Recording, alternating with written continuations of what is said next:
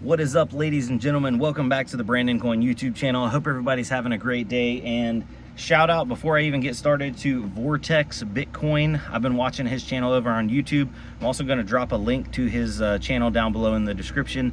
I've been watching his stuff on the Bitaxes. He goes really in depth on them, and I found, I think, my solution for my overheating voltage regulator problem. So if you guys are not familiar, you know what, let's go ahead and we'll unplug it just to get it closer to the camera.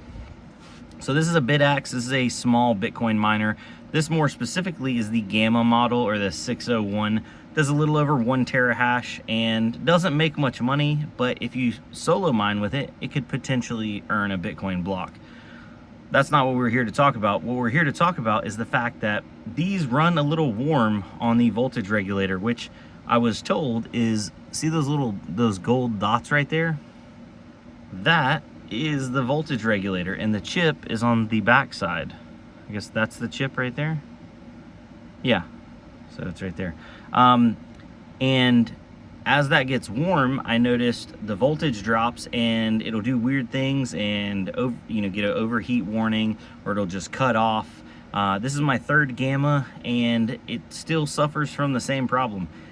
A lot of people are like, hey, where are you running it? Inside or outside? I am in an unair conditioned space. I am in North Carolina, which is southeastern United States. It gets warm here in my garage, sometimes upwards of 90 degrees Fahrenheit, ambient air. And these Gammas just don't like that. So one thing you can do is, downclock them, or you can add some extra cooling. And that's what we're gonna do today. So I'm gonna try this on one of my Bitaxes first and see if I can see any notable difference. So I bought some of the small heat sinks off of Amazon, and these do use a thermal glue to attach, because some people said the ones that have the sticky thermal pad don't help very much, so the ones with thermal glue are better. Wish me luck. But basically what we're gonna do is attach this heat sink right there where those little gold dots are, right there. And then we'll fire it all up and see how it runs. Now, obviously, out here in an open air environment, it may not run that much cooler. I do have behind me in this box, my other Bitaxes are in there, and I'm forcing air through the box. So I want to see how it'll do in an open air environment with no additional airflow, and then in the box. So I have different Bitaxes, different situations, and yeah, we'll see which one prevails. All right, guys, so I'm probably gonna do a horrible job at this, but here's our heat sink. Obviously fins up. We're gonna try to place it right there. So I have some pliers. There we go. I guess we'll try to use those to actually place them. These are not actually pliers.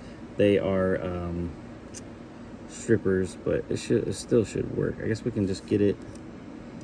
I need to get it more level. Let's see here. I need to prop this up. This is not the technical way, but it is a way. How about that? Let's see how that sits right there. All right. Definitely, that's doable. Okay, so I still need to put a little bit of glue on there. I just wanted to see how it would look.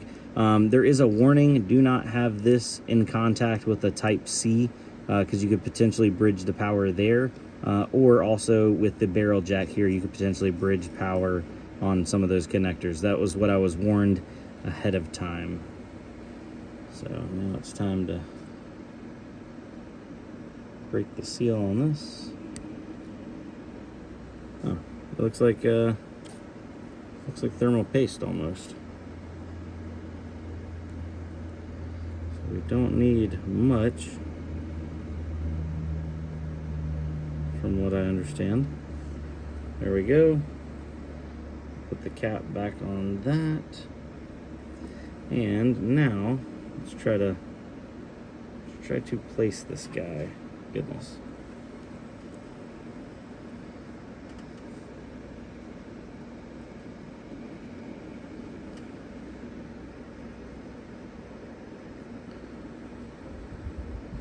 All right, so she's on there.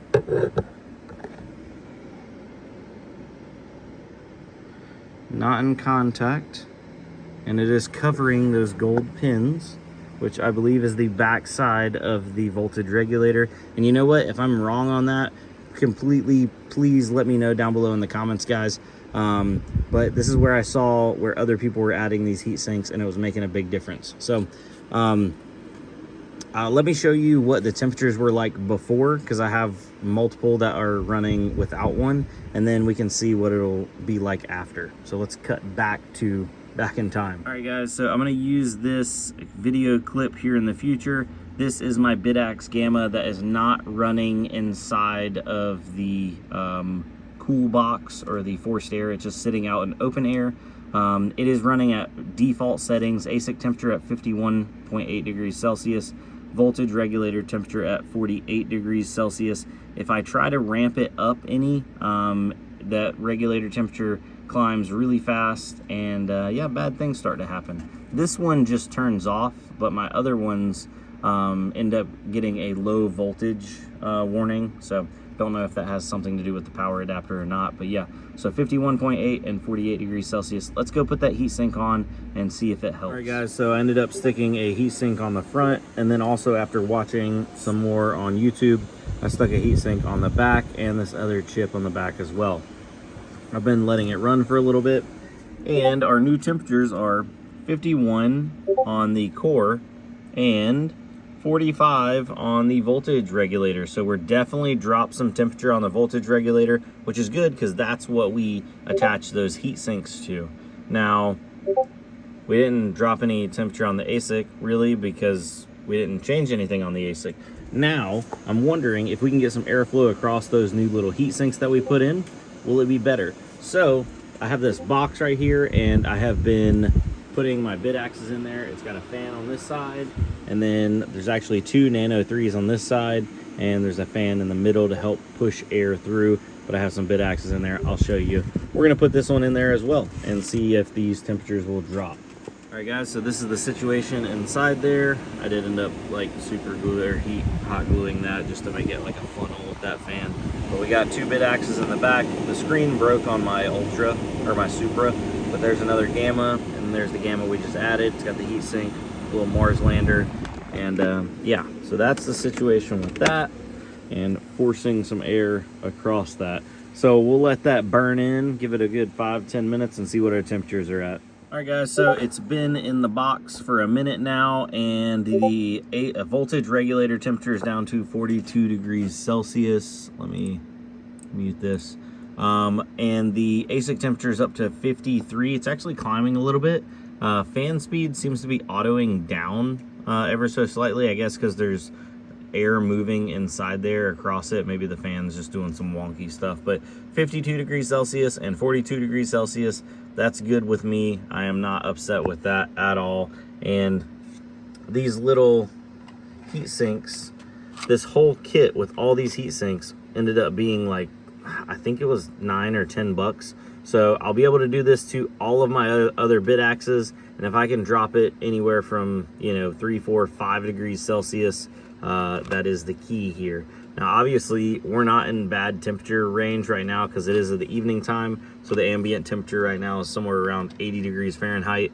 But as temperatures go up this summertime and it ends up being 90 plus in here, hopefully we can hold and see some realistic decent temperatures. But with that being said, guys, I'm gonna jump off here. Let me know, have you modded out your Bitaxes? Are you running any extra heat sinks, or what are you doing? So with that being said, I'm gonna see y'all on the next one. Adios.